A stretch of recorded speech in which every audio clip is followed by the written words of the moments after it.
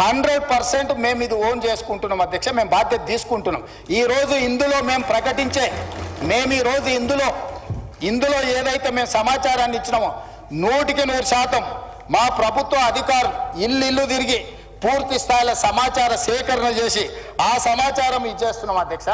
అదేవిధంగా మిత్రుడు శ్రీనివాస్ యాదవ్ గారు కూడా మాట్లాడేటప్పుడు నేను విన్నా, సరే ఇక దాని మీద పెద్ద చర్చ చేయొద్దు అనుకున్నా. కానీ ఇంత ఎక్స్టెన్సివ్ సమగ్ర కుటుంబ సర్వే చేస్తే మేము చేసిన ఈ ఇల్లు తిరిగి చేసుకొచ్చిన సర్వేల అధ్యక్ష, పాల్గొన్న వాళ్ళ గురించి పేర్లు చెప్తా అధ్యక్ష. ఈ సర్వే 50 రోజులు జరిగింది, ఒక్కరోజు కాదు. ఇళ్ళ దగ్గర కూడా వెళ్ళారు.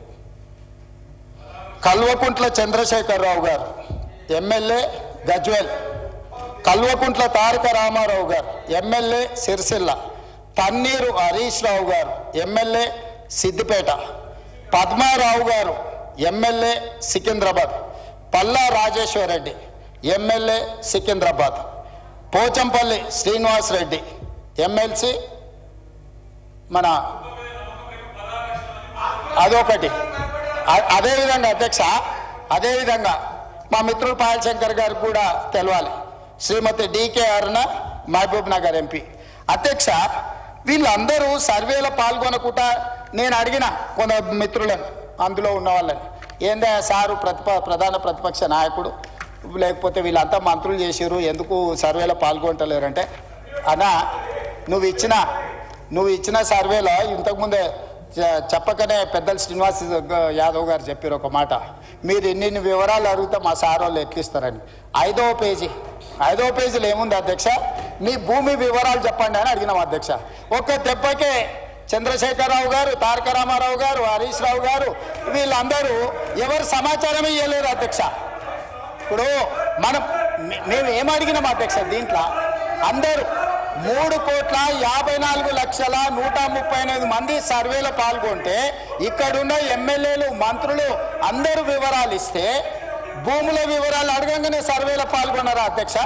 సర్వేలో పాల్గొన్న వాళ్ళు వెనకాల నుంచి శంకర్ని పాడు చేస్తున్నారు అధ్యక్ష, అబద్ధాలు చెప్పి.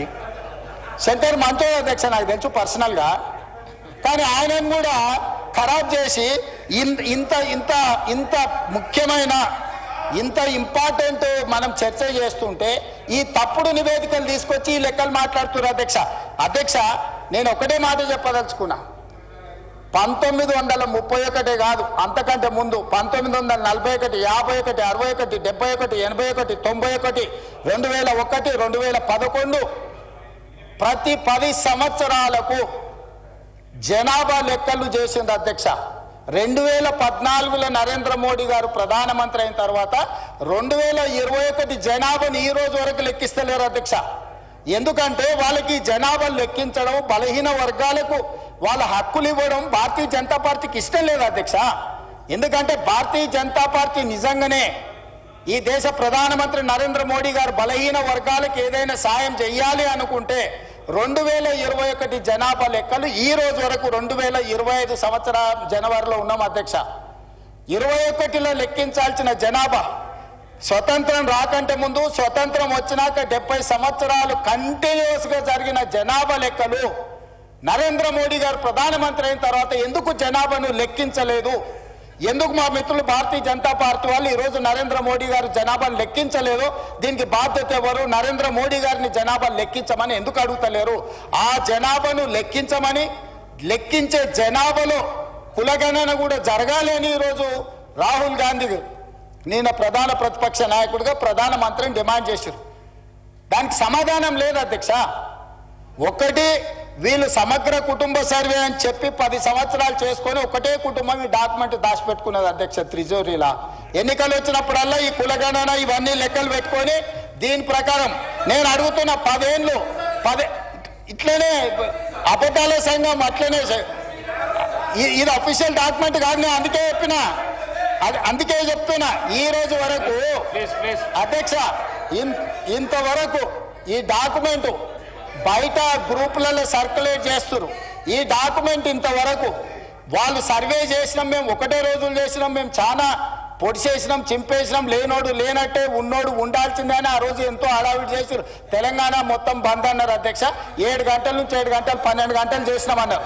ఈ డాక్యుమెంటును మంత్రివర్గ సమావేశంలో పెట్టి మంత్రివర్గం ఎందుకు ఆమోదించలేదు, ఈ డాక్యుమెంట్ను 10 సంవత్సరాలు ప్రభుత్వంలో ఉన్న వాళ్ళు శాసనసభలో ఎందుకు ప్రవేశపెట్టలేదు, ఈ డాక్యుమెంట్కు లీగల్గా ఇదే ఒకవేళ అయితే ఎందుకు ఈ ప్రభుత్వం ఈ నివేదికను బయట పెట్టలేదు అధ్యక్ష?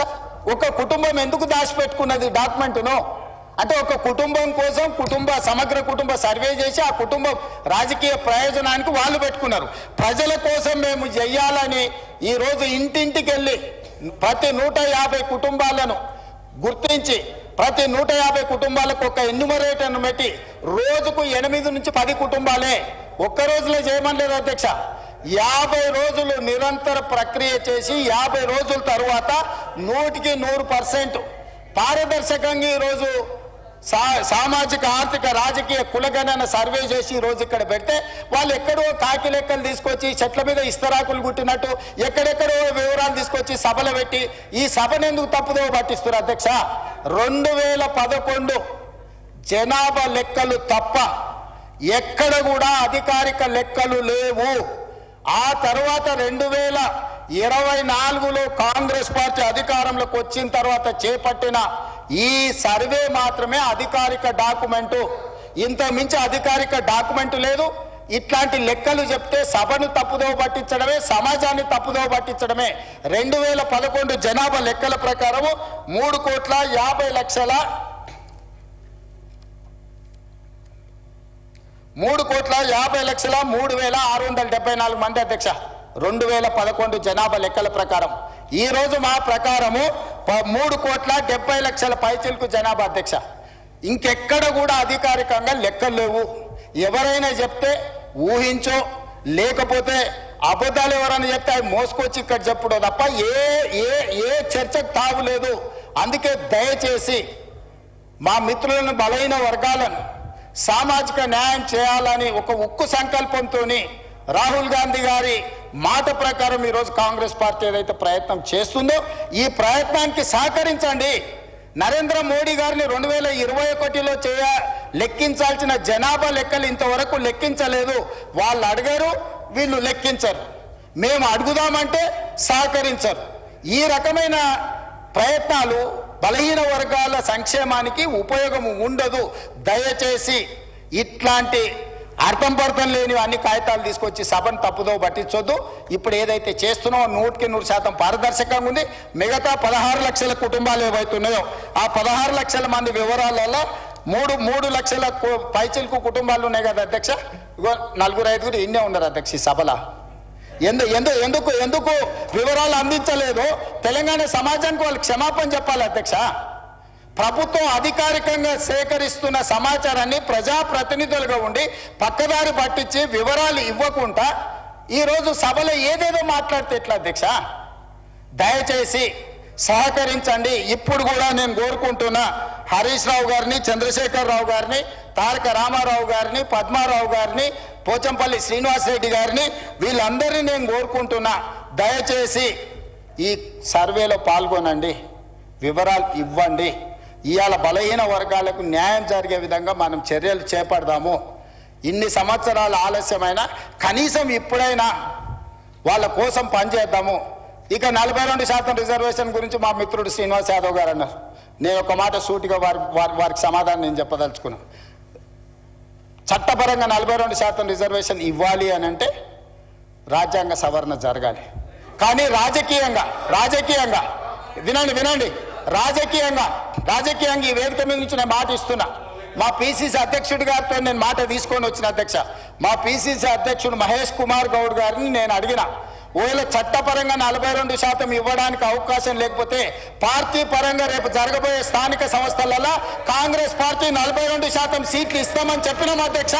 ఇవాళ మేము సిద్ధంగా ఉన్నాం. మీరు సిద్ధంగా ఉన్నారా?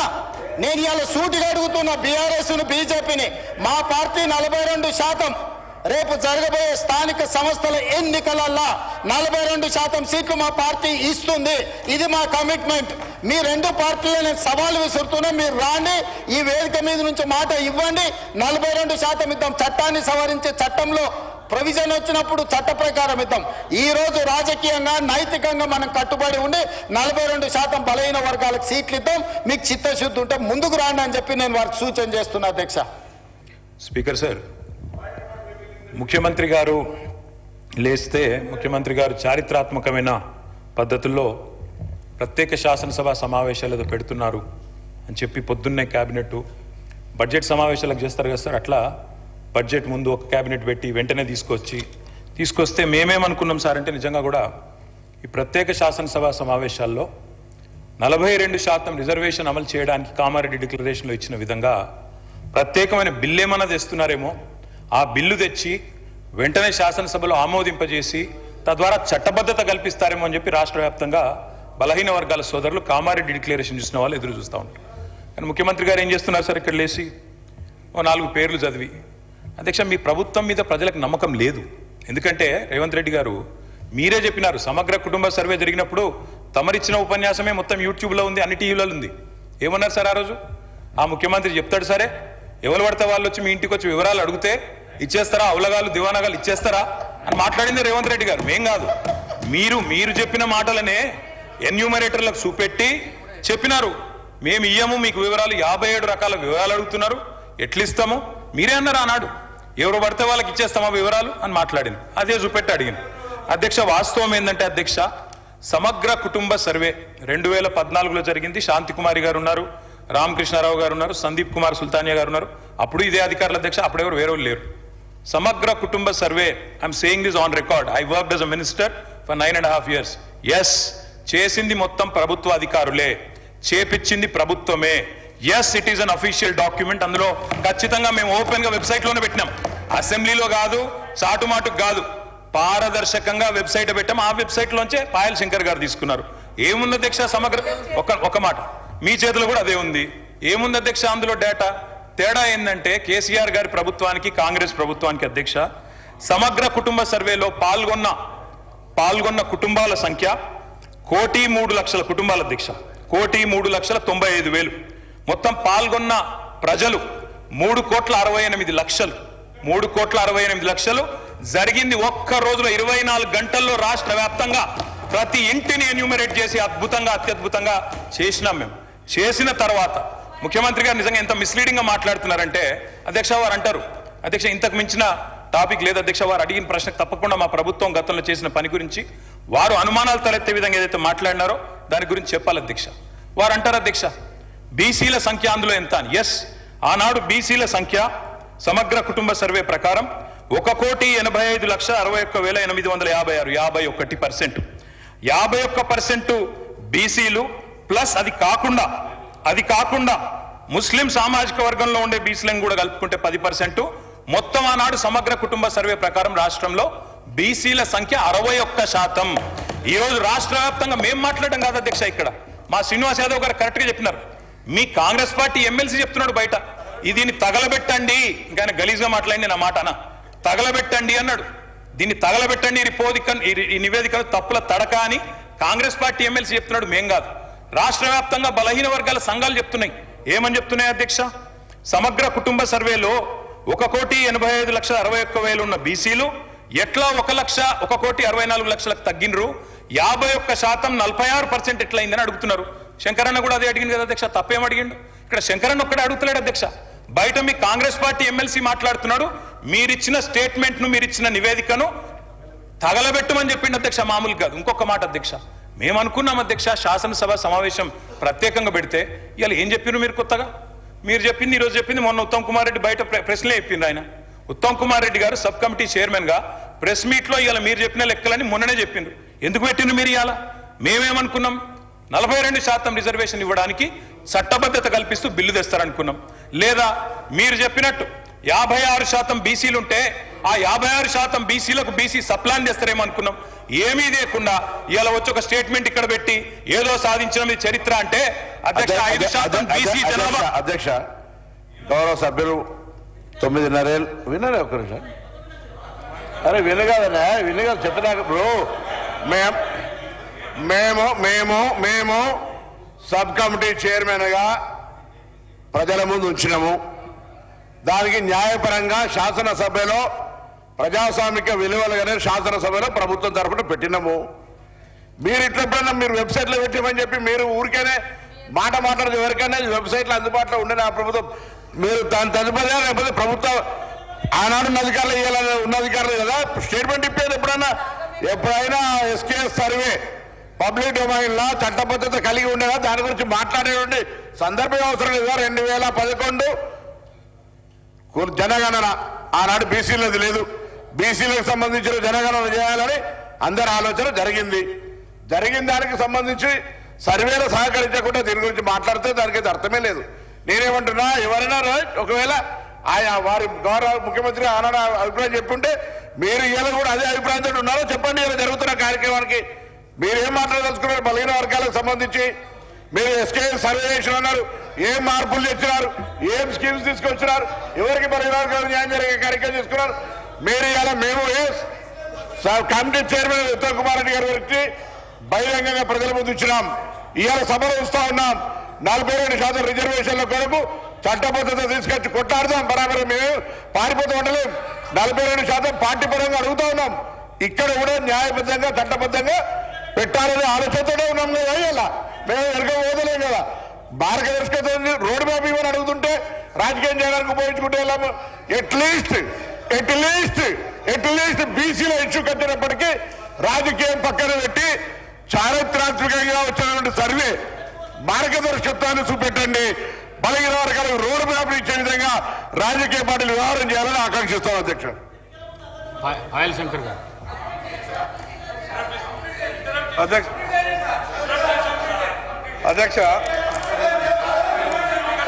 అధ్యక్ష నేను చెప్పినటువంటి అధ్యక్ష గౌరవ ముఖ్యమంత్రి గారు అధ్యక్ష ఇప్పుడు 9.5 సంవత్సరాలు మంత్రిగా చేసిన మా తాతలు నేతులు తాగిండ్రు కాబట్టి మీరు మా మూతులు నాకండి ఇట్లాంటి అర్థం పర్థం లేని చర్చలతోని ప్రయోజనాలు లేదు అధ్యక్ష ఇప్పుడు ఈ డాక్యుమెంట్ ఏదైతే ఉందో ఇది అఫీషియల్ వెబ్సైట్లో లేదు అధ్యక్ష తెలంగాణకున్నది టీజీ ఆన్లైన్ వెబ్సైట్ అధ్యక్ష ఇందులో ఎస్కేఎస్ రిపోర్ట్ లేదు ఎస్కేఎస్కు ఎన్ఐసి ఐటీ పార్ట్నర్ అధ్యక్ష ఎన్ఐసి వెబ్సైట్లో కూడా ఈ డేటా డాక్యుమెంట్ లేదు ఈ డాక్యుమెంట్ ఎక్కడుంది అధ్యక్ష ఎంసీఆర్ హెచ్ఆర్డి వెబ్సైట్లో ఉంది మరి చెన్నారెడ్డి హ్యూమన్ రిసోర్స్ దాంట్లో ఇందులో ఉంది ఈ వివరాలు ఎవరు తయారు చేసిండ్రు ఎవరు అందులో పెట్టిండ్రు ఎవరు ఓనర్షిప్ క్లెయిమ్ చేయలేదు అధ్యక్ష పాయింట్ నెంబర్ 1 పాయింట్ నెంబర్ 2 అధ్యక్ష ఈరోజు అధ్యక్ష ఆ రోజు 12 గంటలలో మేము చేసినాం అన్నారు కదా ఆ రోజు ఎవరెవరిని ఎంగేజ్ చేసిండ్రో అడుగు అధ్యక్ష దారిన పోయే దానే నుంచి ఎవడు వస్తుండో ఎవడు పోతుండో ఎవరికి ఏ బాధ్యత ఉందో ఎవరు చేసిండో వాళ్ళ వివరాలు వీళ్ళ దగ్గర ఉన్నాయి అధ్యక్ష ఇంట్లోకి వచ్చి అడిగినోడు ఉదయం 7 గంటల నుంచి సాయంత్రం 7 గంటల వరకు 12 గంటల్లో ఇన్ని కోట్ల మందిని మేము చేసినామని వాళ్ళు చేస్తున్నామని చెప్పడానికి నటించి చేసిరు ఇవాళ మేము పకడ్బందీగా చేస్తే ప్రధాన ప్రతిపక్ష నాయకుడుగా ఆయన 9.5 సంవత్సరాలు మంత్రిగా చేసిన ఈయన ప్రభుత్వం మీద నమ్మకం లేదంటే ఇదే ప్రభుత్వం ఈ సభను ఏర్పాటు చేసింది ఇదే ప్రభుత్వం ఈ సభలో డాక్యుమెంట్ పెట్టింది ఎందుకు చర్చలో పాల్గొంటుంది అధ్యక్ష అసలు అర్హత ఉందా అసలు ఈ చర్చలో పాల్గొనే అర్హత ఉందా అధ్యక్ష ప్రభుత్వం మీద నమ్మకం లేదని ప్రధాన ప్రతిపక్ష నాయకుడు ప్రభుత్వం మీద ప్రజాస్వామ్యం మీద నమ్మకం లేదని సభలకు రాకపోను వచ్చిన ఆయన బర్తెగించి మాట్లాడుతుంటే నేను ఒక్కటే మాట చెప్పదలుచుకున్నాను అధ్యక్ష దయచేసి తమరికి విజ్ఞప్తి చేస్తున్నా ఈ సర్వేలో పాల్గొనని వాళ్ళను మీరు శిక్షించాలి ఆ శిక్ష మొట్టమొదట ఈ సర్వేలో పాల్గొనని వాళ్ళకు మీరు మైక్ ఇవ్వద్దు అధ్యక్ష సర్వేలో పాల్గొంటేనే మైక్ ఇవ్వండి దయచేసి ఎవరైతే ఈ సర్వేలో పాల్గొనలేదో ఈ సభలో మాట్లాడే అర్హత లేదు వాళ్ళకు దయచేసి తమరు మైక్ ఇవ్వొద్దని అందరి సభ్యుల తరఫున నేను మీకు విజ్ఞప్తి చేస్తున్నా అధ్యక్ష